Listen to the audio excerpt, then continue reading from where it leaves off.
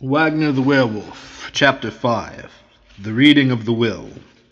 When the mourners reached the palace, Francisco led the way to an apartment where Nisida was awaiting their coming. Francisco kissed her affectionately upon the forehead, and then took his seat at the head of the table, his sister placing herself on his right hand.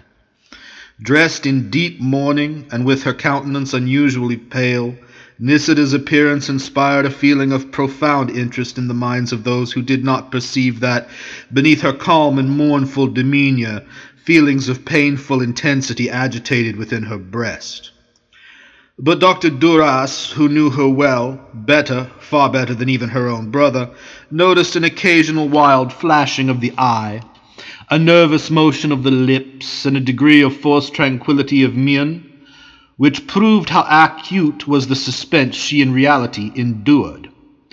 On Francisco's left hand, the notary general, who had acted as one of the chief mourners, took a seat. He was a short, thin, middle-aged man with a pale complexion, twinkling gray eyes, and a sharp expression of countenance.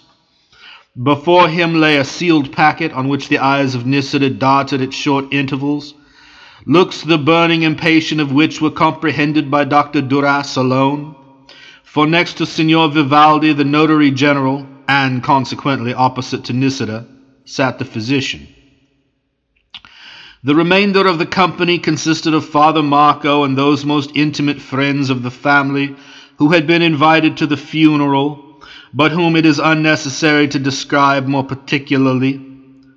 Father Marco, having recited a short prayer in obedience to the custom of the age and the occasion, the notary general proceeded to break the seals of the large packet which lay before him.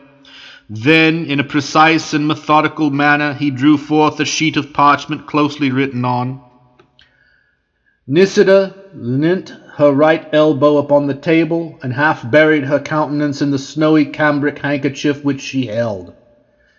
The notary general commenced the reading of the will.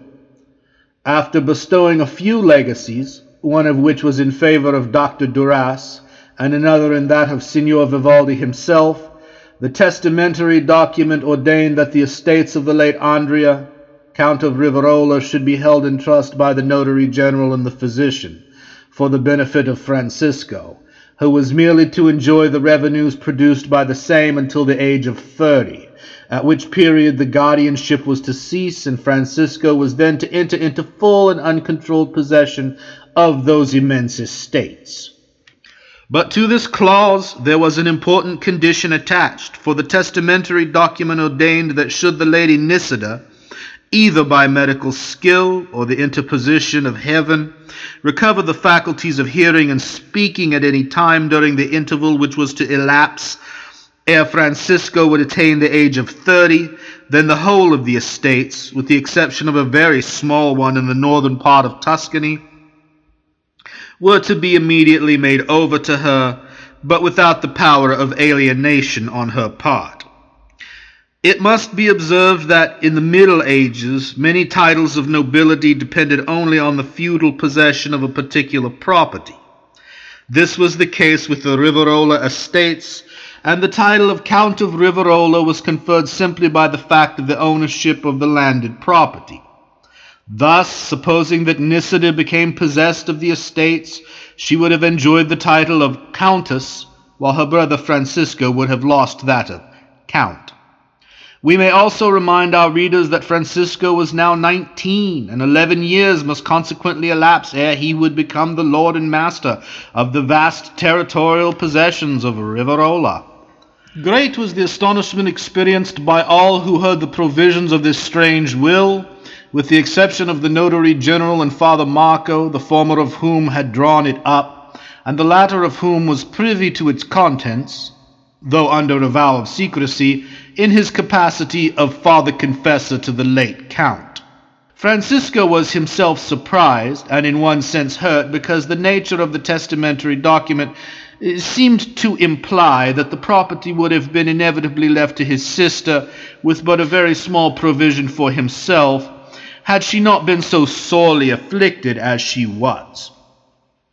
and this fact forced upon him the painful conviction that even when contemplating his departure to another world, his father had not softened toward his son.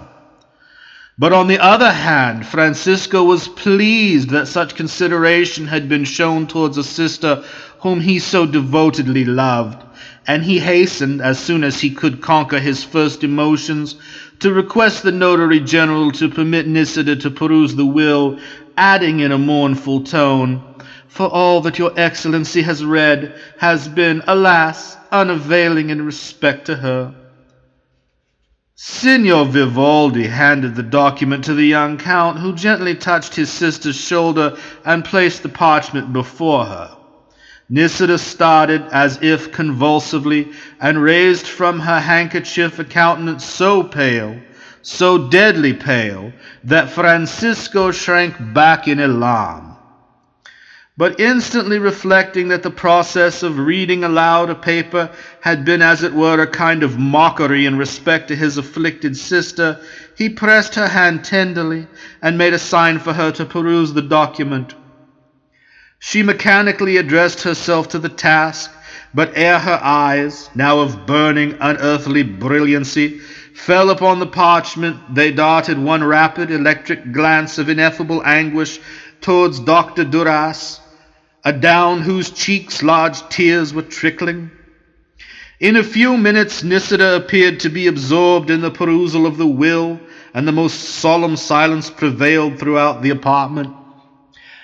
At length she started violently, tossed the paper indignantly back to the Notary General, and hastily wrote on a slip of paper these words, quote, "Should medical skill or the mercy of heaven restore my speech and faculty of hearing, I will abandon all claim to the estates and title of Riverola to my dear brother Francisco."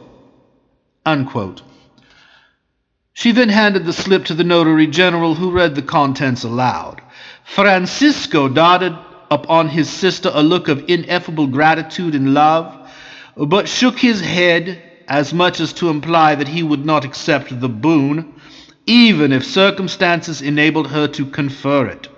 She returned the look with another, expressive of impatience at his refusal, and her eyes seemed to say, as eloquently as eyes ever yet spoke, "Oh, that I had the power to give verbal utterance to my feelings!"